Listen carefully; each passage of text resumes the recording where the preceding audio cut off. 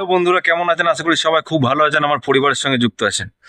তো আমি যে টপিকটা নিয়ে আজ ভিডিও করব সেই টপিকটা হচ্ছে মানে 80% রাজমিস্ত্রি সেখানে ভুল করে। সে ভুলটা তো আমরা আগেও করেছি, এখন হয়তো সেটা শুধরেছি, কিন্তু আমরা যে ভুলটা আগে করেছি এখন যেন আপনারা করবেন না। মানে 80% মিস্ত্রি এই ভুলটা করেই করে। সেটা হচ্ছে, দেখুন আমরা যে গাঁথনিটা করেছি এটা একটা মানে কলমের গাঁথনি, মানে বাঁকের নিচের বেসের উপর গাঁথনি, 5 ইঞ্চি করে গাঁথনি করা আছে, 11 ইঞ্চি করে ক্লিয়ার করা আছে।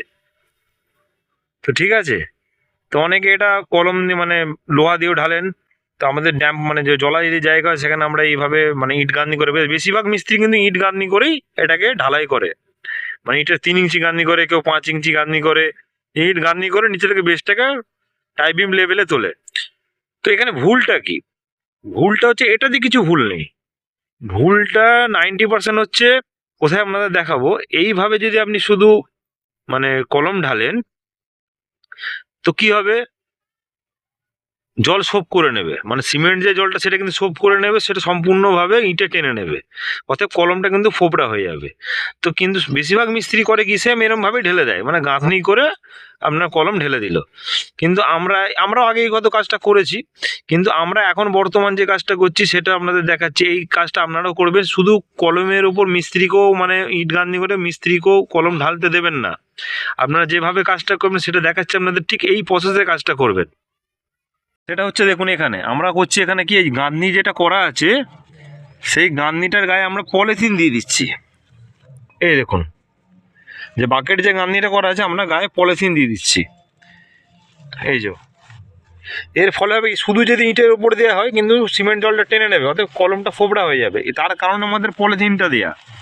পলিথিনটা দিলে হবে কি, আপনার সিমেন্ট জলটা টানবে না ইটে, তা মানে কলমটা ভালো থাকবে, কলমের যে সিমেন্ট জলটা টোটালটা টেনে নেবে না, অর্থাৎ সেইটা ভালো থাকবে। ওই জন্যেই এইভাবে তৈরি করা।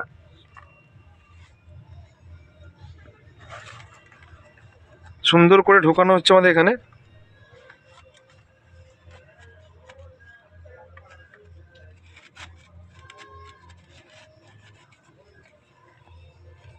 দেখাচ্ছি আপনাদের।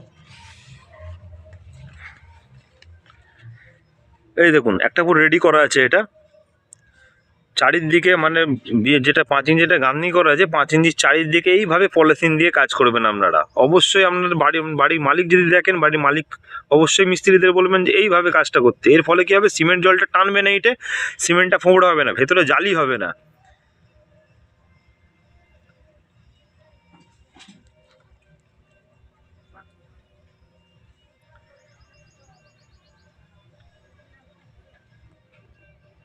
যেভাবে বললাম ঠিক এইভাবেই কাজ করাবেন মিস্ত্রিকে। শুধু গাঁথনি করে কেউ ঢালাই ঢালবেন না। এটাও ঢালবেন না যদি আপনি লং যে 3 ইঞ্চি করে টাই ঢালাই হয় গাঁথনি করে, তার গায়েও পলিথিন দিয়ে ঢালবেন। শুধু ইটের সঙ্গে মাল ঢালবেন না, তাতে কিন্তু ক্ষতিটা আপনারই। অতএব চেষ্টা করবেন সব সময় যে এরকম ভাবে প্লাস্টিক দিয়ে মাল ঢালার। আর না হলে আপনাকে 1 নম্বর হচ্ছে খুব ইটটা ভেজাতে হবে, প্রচুর পরিমাণে ইটটাকে ভেজাতে হবে। ভেজানোর পর আপনি ঢালতে পারেন। কিন্তু আমার থেকে মনে হয় প্রচুর ইটটাকে ভেজানোর থেকে আপনি যদি পলিথিন দিয়ে করে দেন সেটা অন্তত খুব ভালো হয়। সবচেয়ে বড় কথা, ইট থেকে যে ড্যামটা টানে মাটিতে, মানে মাটি থেকে ইট যে ড্যামটা টানে, সেই ড্যামটা কিন্তু ঢালাই আগে স্পর্শ করতে পারে না, তার আগে পলিথিনে সেটাই কিন্তু গার্ড করে দেয়। অতএব ড্যাম্পের দিক থেকেও কিন্তু ঢালাইটা অনেক সেফটি থাকে। এই কারণেই সবসময় চেষ্টা করবেন যে পলিথিন দিয়ে বেশ ঢালাই করা। যেভাবে দেখালাম আমি আর একবার দেখিয়ে দিচ্ছি, সেম প্রসেসে এরকম ভাবে করবেন, অনেক ভালো হবে। এগুলো ভেতরে কোনো আমি 11 ইঞ্চি করে কেটে নেবেন, 10 ইঞ্চি করে পলিথিন কেটে নেবেন, সবচেয়ে ভালো হয়। তো অবশ্যই আমার ভিডিওটা কেমন লাগলো সবাই কমেন্ট করে জানাবেন। খুব ভালো থাকবেন। নমস্কার।